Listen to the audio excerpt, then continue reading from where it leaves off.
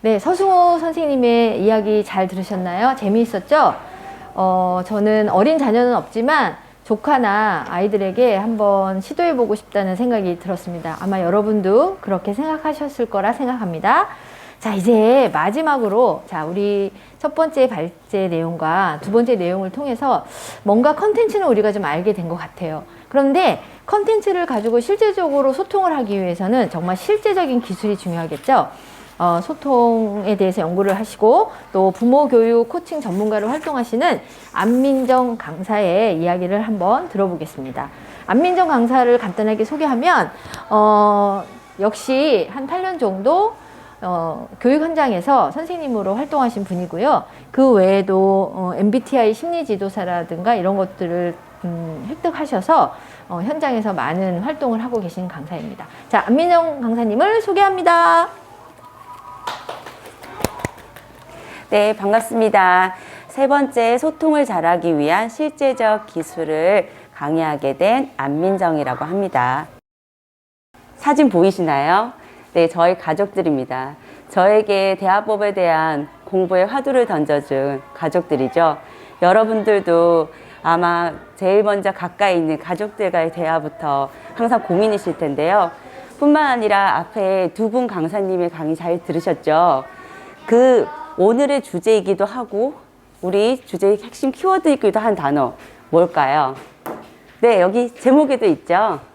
바로 소통입니다. 그러면 우리가 소통을 잘하기 위해서 늘 고민하고 있어요. 사실 소통을 하고자 하면서도 뭔가 불통인 듯한 느낌이기도 하고요.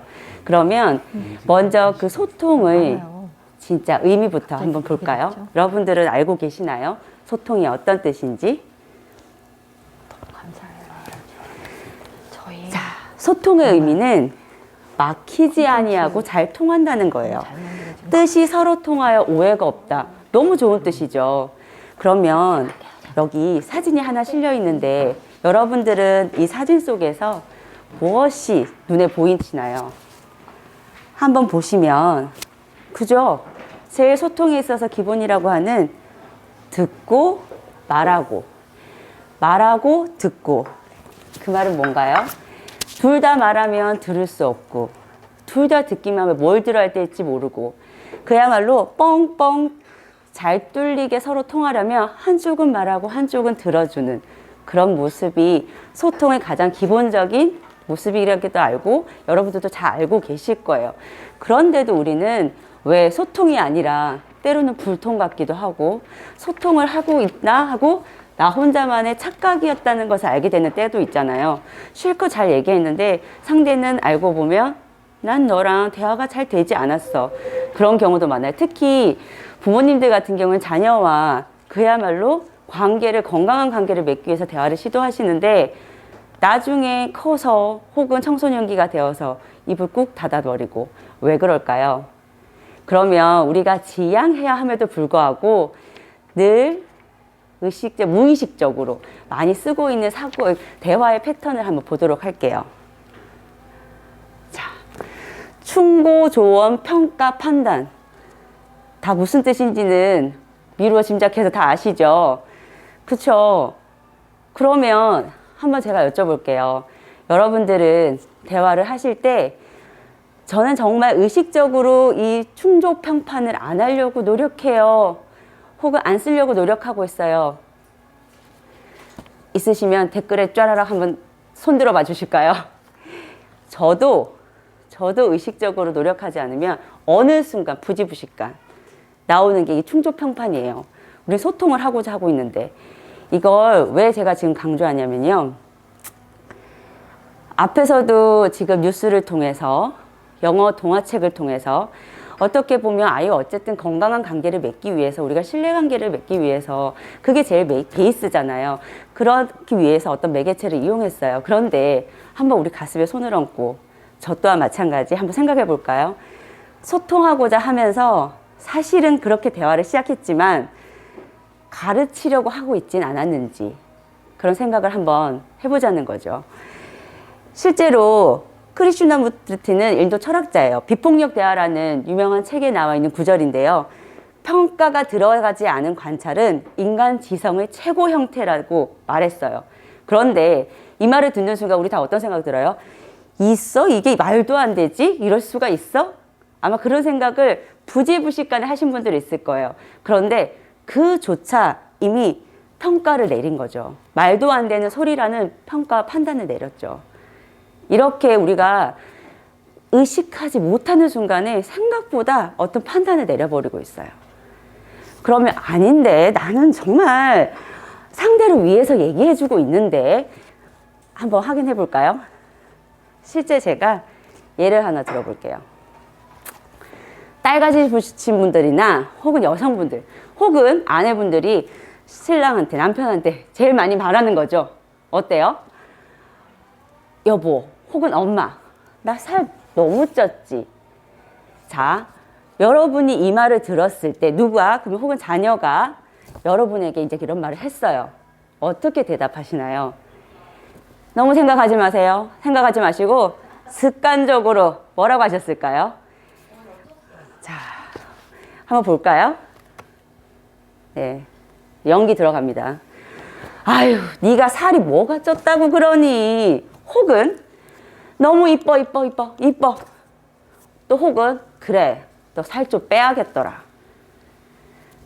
생각보다 이렇게 많이 말씀하시죠. 그러면 입장 바꿔서 내가 이 말을 상대에게 했어요. 그때 여러분의 마음은 어떤 마음이세요, 사실?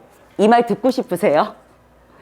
생각보다 이 말 들으셨을 때, 내가 머리로는 알지만 마음의 위로는 크게 되지 않으신 경우들 많으실 거예요. 왜냐하면 이 말 속에 뭐가 들어가 있죠? 충족평판이 들어가 있거든요. 보세요. 네가 살이 뭐가 쪘다고 그러니 이거는 자신의 어떤 그 청자, 이 말을 이제 들은 청자의 어떤 판단이 들어가죠. 이뻐, 이것도 평가 판단이죠. 이쁘다 말다. 그리고 너 살 좀 빼야겠더라. 조언이죠. 근데 뭐가 나빠요?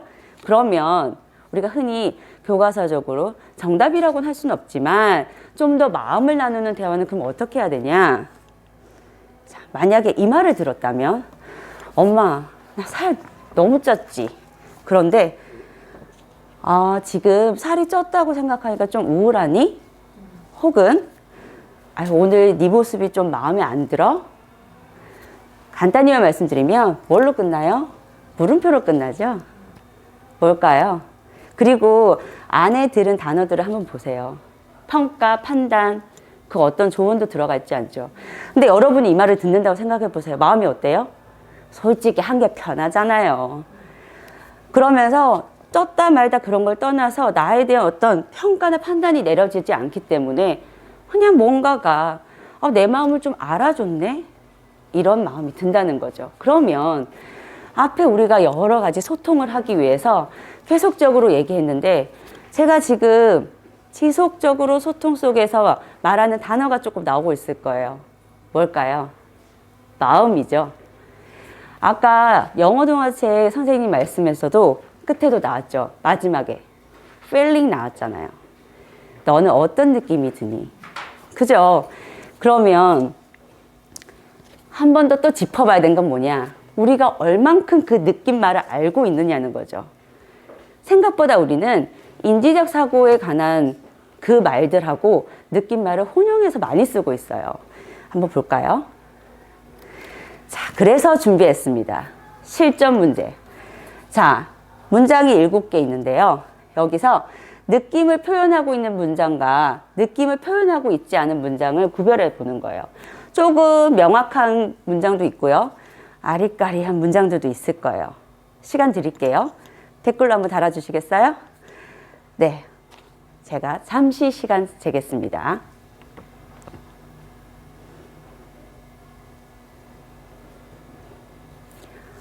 어떠세요? 다 느낌말 같지 않나요? 무시당하고 있다고 느끼지. 위협받고 있다고 느끼지. 그러면 제가 하나 팁을 드릴게요. 어떻게 하시냐면요. 이 느낀다를 생각된다, 생각한다 이 말로 썼을 때 더 잘 어울리는지 정말로 느낀다고 했을 때 잘 어울리는지 한번 구별해 보시는 거예요. 예를 들어서 나는 무시당하고 된다. 무슨 말이냐면 무시당하고 생각되어서 나는 불쾌해. 이게 마음을 표현한 문장이에요. 위협받고 있다고 생각돼서 나는 두려워. 어떤 건지 아시나요? 느낌말이 아닌 거죠. 오해받고 있다고 생각하니 속상해. 걱정돼. 여러 가지 있겠죠. 그러면 진짜로 여기서 느낌말을 표현한 거는 좌절감을 느낀다. 이건 아시겠죠? 실망스럽다. 나머지는 공정한 대우를 받지 못한다고 생각된다는 거죠. 그래서 뭔가 화가 난다든지 분노한다든지 책임감 있는 사람이라고 느껴서 너를 알게 돼서 기쁘다라든지 그런 말이 붙을 수 있겠죠. 이거를 왜 해보냐면 생각보다 우리가 느낌말을 좋다 나쁘다 단순히 두 가지로 많이 쓰잖아요. 그리고 이 명확하게 뭔가를 명료하게 알아차림으로 해서 내 감정도 생각도 훨씬 더 깔끔해지고 대화 또한 소통 또한 훨씬 더 건강하고 서로 오해 없이 할 수 있거든요. 아까 뜻이 통하게 오해 없이 서로 하는 것이 소통이라고 했잖아요. 그래서 그렇게 하려면 이 느낌말이 어떤 건지부터 한번 살펴볼 필요가 있다는 거죠.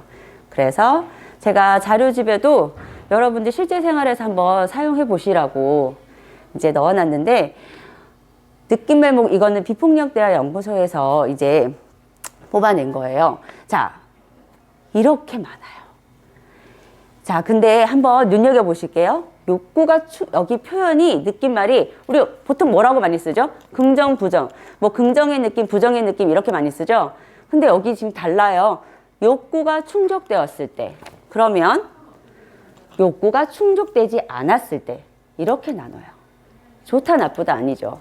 자, 어마어마하게 많습니다. 그러면 잠시 또 시간 드릴게요. 어떤 시간이냐? 물론 지금의 느낌, 강의 들으시면서 그 느낌을 찾아보는 것도 좋지만 지금은 여러분 보세요. 딱 봐도 다 아는 단어들일 거예요. 근데 내가 실제 생활에서는 몇 개나 쓰고 있는지 10개 이상 쓰나? 한번 체크해 보실까요?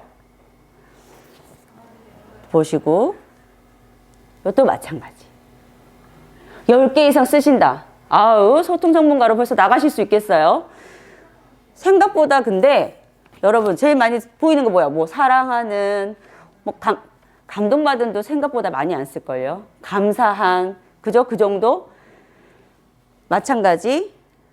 욕구가 충족되지 않았을 때, 뭐 걱정되는 많이 쓸 수 있겠죠. 여기서 그 말은 알지만 우리는 생각보다 다채롭게 느낌말을 쓰고 있지 않다는 거예요. 그러면 우리 이 세 번째 강의 주제가 뭐예요? 실제적 기술이잖아요. 소통의 실제적 기술을 익히려면 그야말로 기술적인 거, 뭔가 도구를 들고 있어야 된다는 거예요. 그 도구가 바로 뭐다? 이 단어들이에요. 아, 그러면 선생님 이거 매번 어떻게 이거 맨날 펼쳐서 봐요. 그쵸? 매번 펼쳐서 보기 힘들어요. 그래서 여러 가지 도구들이 좀 더 편리하게 나온 것들이 있어요. 실제로 집에서 만드셔도 되고요. 물론 아유 번거로워 하지만 하나 분명히 말씀드린 건 그냥 얻어지는 건 없어요. 정말 약간의 수고로움은 필요하다는 거죠. 자, 그러면 내가 얼만큼 감정 단어를 알고 있는지도 우리 한번 함께 체크해 봤어요. 자, 그 다음은 실제적 기술 들어가야겠죠.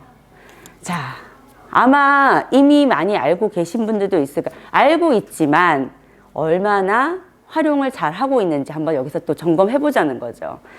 네, 바로 감정카드예요. 실제로 이 감정카드는 시판되는 것은 종류가 굉장히 많아요. 미리 말씀드리지만 여기서 지금 제가 소개해드리는 실물 이제 카드 보여드릴 건데요. 카드라든지 여러 도구들은 내돈내산 협찬 아닙니다. 제가 아주 잘 쓰고 있는 도구들이라서 참고만 하시라는 거예요. 시중에 여러 개들이 있으니까 보시고 아이의 연령에 맞춰서 혹은 내 상황에 맞춰서 마음에 드는 것들을 이제 골라서 선택하시면 돼요. 근데 대부분의 이런 감정카드는 이렇게 그림과 뒤에 상황 나와 있어요. 그 말은 뭘까요? 다양한 연령에 가능하다는 거예요. 연령에 가능하다, 미취학 가능하다는 거죠. 단어 부모님께서 읽어주시면 돼요. 그런데 아이들은 어차피 처음에 어리면 어릴수록 시각적으로 접근하거든요. 그러면 읽기 전에 어떻게 보면 될까요?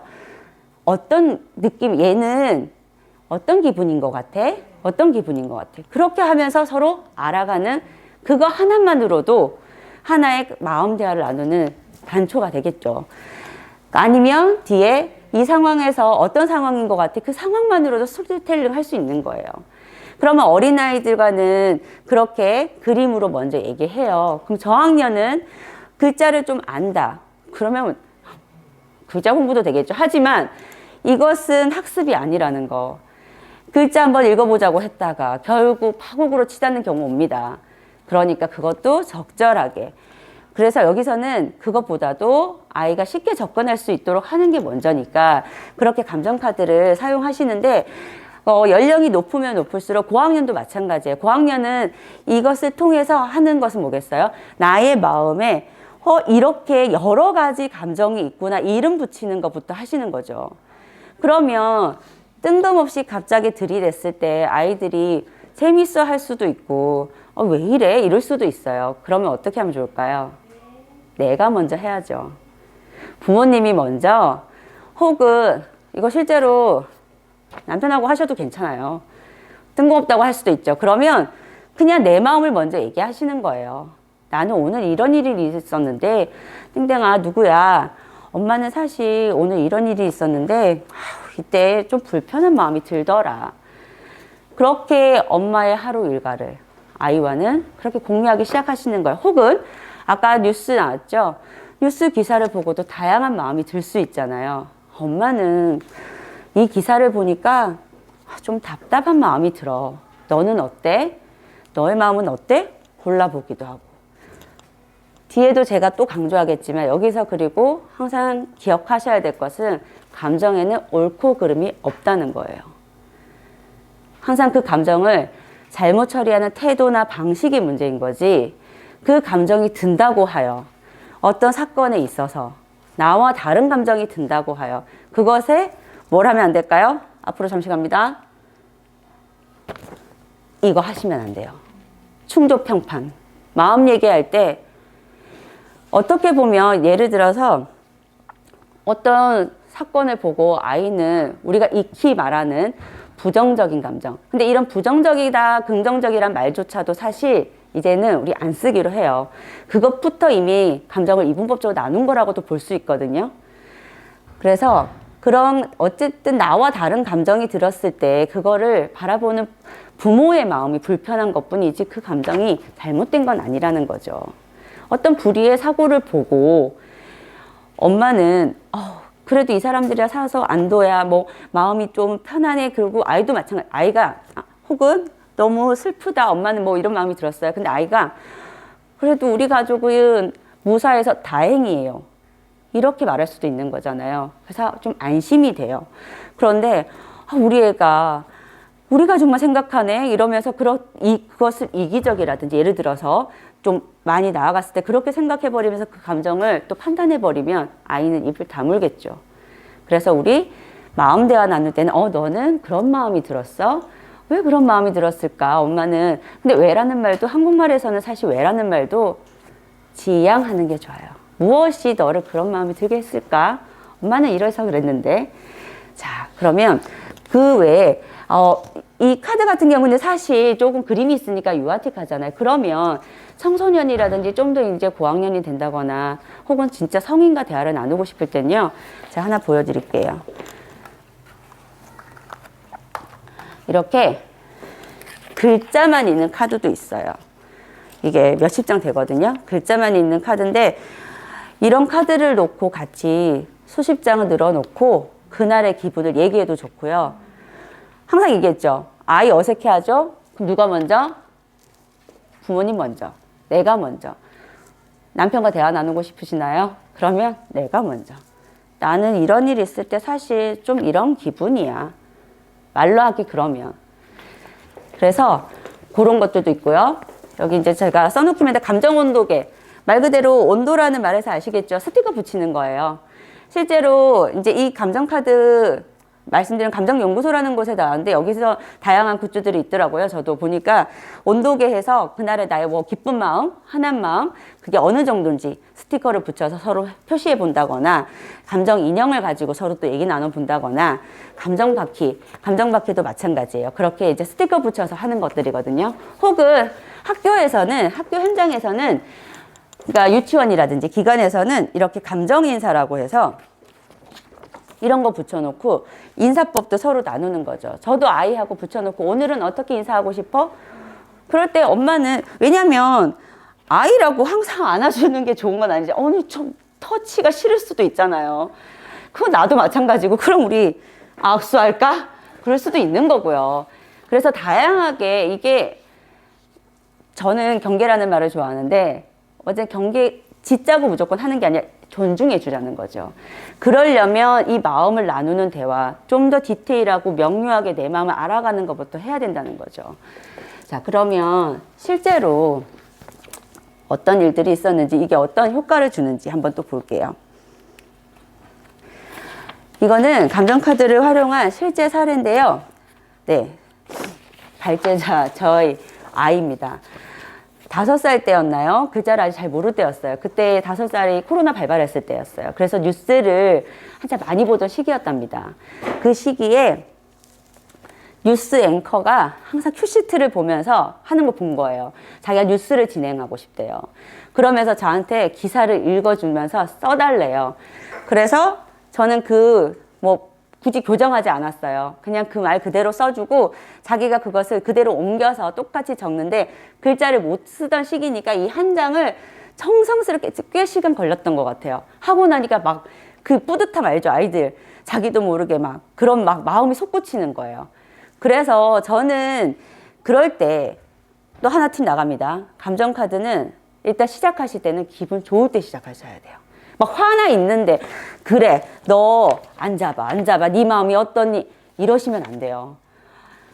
기분 좋을 때 일단 시작을 하셔야 기분이 그렇게 불쾌하거나 슬플 때도 아이가 스스로 카드를 갖고 오게 돼요.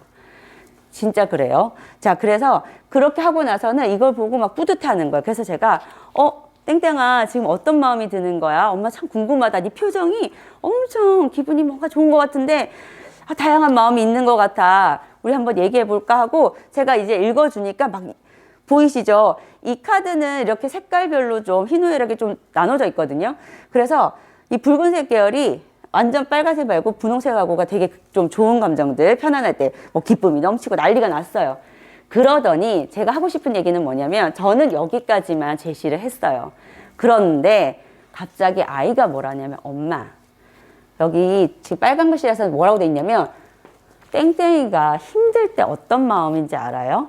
그러는 거예요. 그러면서 유치원 힘들다는 건 유치원 안 가고 싶을 때 어떤 마음인지 아냐면 그걸 알려주고 싶다는 거예요.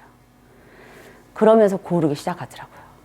그러더니 가고 싶을 때는, 그러니까 이 마음들을 알아차면서 아이도 뭔가가 해소된 거예요. 그러니까 자연스럽게 가고 싶을 때는 어떤 마음이냐고, 어떤 마음인지 아냐며 또 고르더라고요. 그날 그래서 이 카드로만 몇십 분을 아이랑 얘기를 나누는지 모르겠어요. 그러고 나서는 더 나아가서 자기가 울고 뗐을 때 어떤 마음인지 아냐고 막 고르더라고요. 실제로 그래서 이 카드를 이렇게 제가 매일까지는 안 해요. 왜냐하면 카드 이렇게 얘기하는 것 또한 또 매일매일 하면 아이에게는 뭔가 좋을 수도 있지만 그게 부담이고 뭔가 대화하는 오히려 소통을 막는 창구가 될 수 있기 때문에 처음에는 간헐적으로 하셔도 돼요. 혹은 주말에라든지 금요일 일주일을 마무리하면서 서로 엄마는 일주일 동안 이런 마음이 들었어. 그럴 때 어쨌든 좋았던 행복했던 기억을 먼저 좀 꺼내서 얘기하시면서 그렇게 얘기하면 아이도 그렇게 얘기하고 그러면 정말 불쑥 속상한 마음이 들 때 카드 들고 와요. 그러니까 어떨 때 그리고 들고 오냐면 제가 보니까 여러 마음이 자기도 드는데 뭔지는 잘 모르겠지만 막 이런저런 막 마음이 들어. 근데 카드에 여러 마음이 있는 건 알아. 그게 다 기억은 안 나지만 그게 시작 아닐까요? 있다는 것부터, 마음이 여러 개가 있다는 것부터 알고, 자, 그래서 서로를 더 이해하는 어떤 실제적인 계기를 주는 매개체가 될 수 있다는 거. 그러면 감정카드 꼭 써야 되는, 아까 말씀드렸죠. 꼭 안 사도 돼요. 이런 단어들 보고 같이 고학년이라면 그린 카드를 그려도 되겠죠. 그렇게 카드를 그리는 방법, 그렇게 말하는 방법. 자, 그리고 그러면 실제로 그렇게 카드를 그린다거나, 혹은 또 하나 팁을 드리면 날씨로 하는 방법들도 있어요. 날씨도 굉장히 다양하잖아요. 그러면 오히려 고학년들 같은 경우는 그림이 훨씬 자세하게 나올 수도 있거든요. 그래서 어떤 너의 마음을 날씨로 표현해보면 정말 구름도 끼고 뭐부터 시작해서 그 어떤 그림의 변화로 아이의 마음을 알아볼 수도 있고요. 근데 그림 그리는 게 만약에 좀 부담스러운 아이다, 그냥 색깔만 칠해도 될 거고요. 스티커만 아까처럼 온도계 해서 스티커만 붙여도 될 거고요.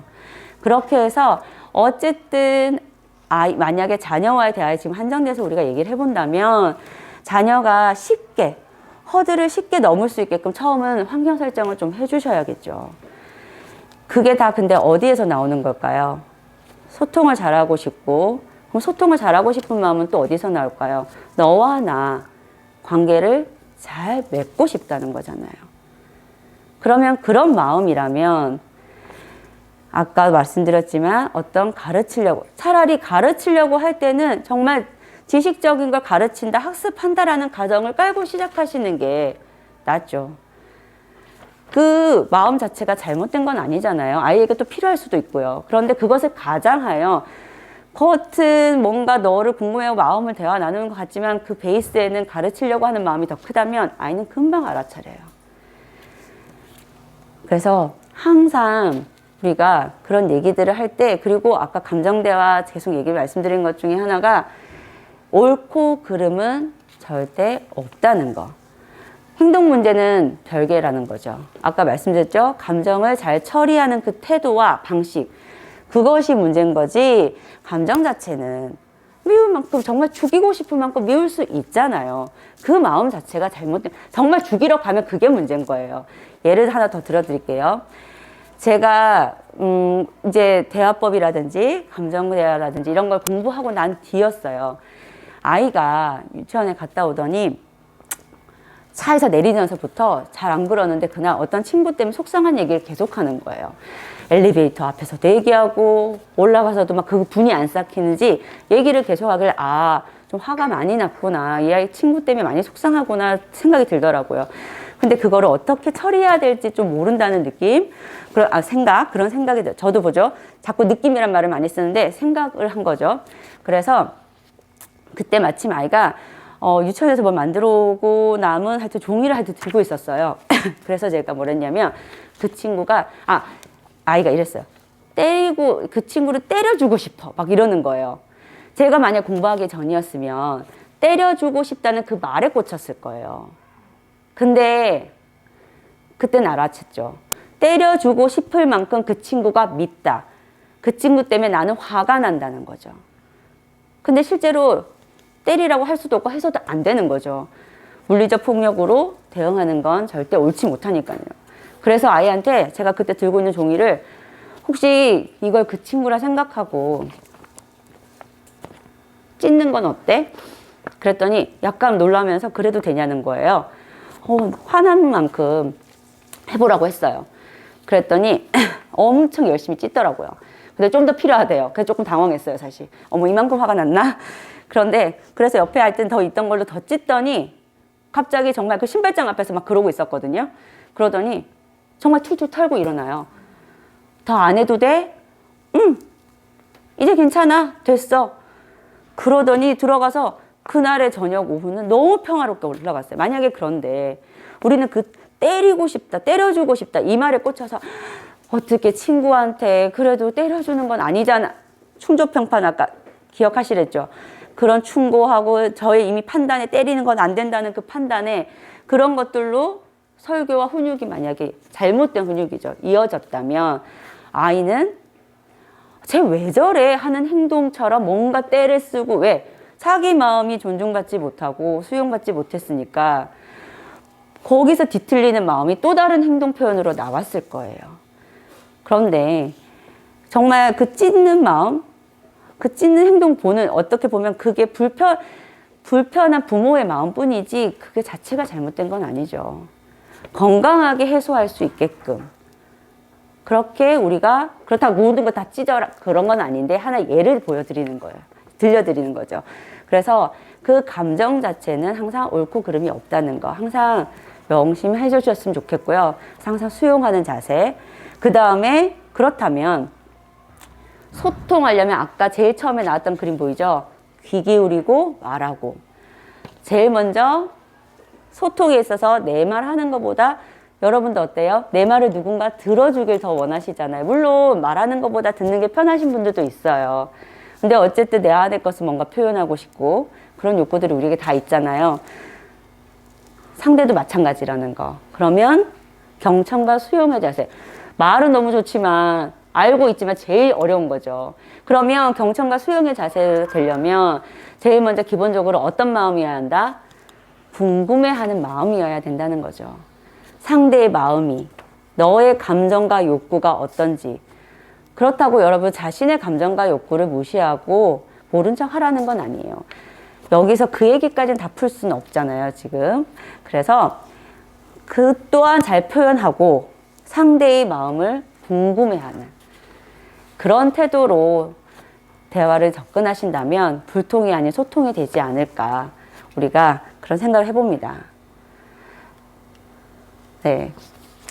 실제로 제가 교직에 있을 때도 그때는 이런 감정대화나 공감대화법을 구체적으로 공부하기 전이었죠. 그런데 아직도 아이들하고 졸업한 아이들이 연락이 오고 찾아오고 그럴 수 있는 이유가 공부하고 나서 다시 되짚어 보니 그때는 미혼임에도 불구하고 저는 늘 아이들의 마음이 궁금했더라고요. 그렇게 소통하고자 했던 그 마음이 아이들한테 통하고 아이들 교원평가도 항상 그랬어요. 차별하지 않는다. 저는 차별한 것 같은 거예요. 왜냐하면 아이 기질, 그러니까 어쨌든 제가 봤을 때 이 아이한테 맞춰서 어떤 아이는 말을 많이 걸어주길 원하고 어떤 아이는 말을 좀 적게 걸어주길, 정말 필요할 때만 말 걸어주길 원하고 그런 아이들에게 적절하게 이렇게 다르게 좀 했거든요. 근데 그래서 애들이 이걸 차별한다고 생각하지 않을까 했는데 오히려 아이들은 차별하지 않는 교사라는 말이 정말 많이 나왔어요. 그러면서 마음을 자꾸 알아준다? 그런 말이 많이 나왔는데 그게 정말 궁금해하면서 들어주려고 했던 저의 마음이 통한 게 아닐까. 그래서 이걸 한번 여러분하고 한번 공유해보고 싶어서 이제 마지막으로 마무리하면서 들려드리고 싶었어요. 진정한 공감은 그 자리에 머물러 있어주는 것, 존재 자체로 들어주는 것, 그 사람의 마음에 함께 있어주는 것이다. 가만히 들어줬어 라는 책이 있어요. 그림책이. 그거 읽어보시면 이 말이 더 어떤 말인지 와닿으실 것이고 때로는 우리 여러 말마디 말보다 정말 가만히 그 곁에 있어주는 것만으로도 참 힘이 될 때가 있잖아요. 우리 소통이란 건 뭔가 정말 이렇게 핑퐁처럼 주고받는 말 그 이면에 더 본질적인 게 뭔가 한번 생각해 보시라는 의미에서 한번 실어봤습니다. 그러면 여러분 모두 저뿐만 아니라 우리 모두 상대의 마음이 궁금해지는 그런 마음으로 들어주면서 소통하는 그날까지 오늘 하루도 그런 아름다운 소통이 될 수 있기를 바라면서 강의 마치도록 하겠습니다.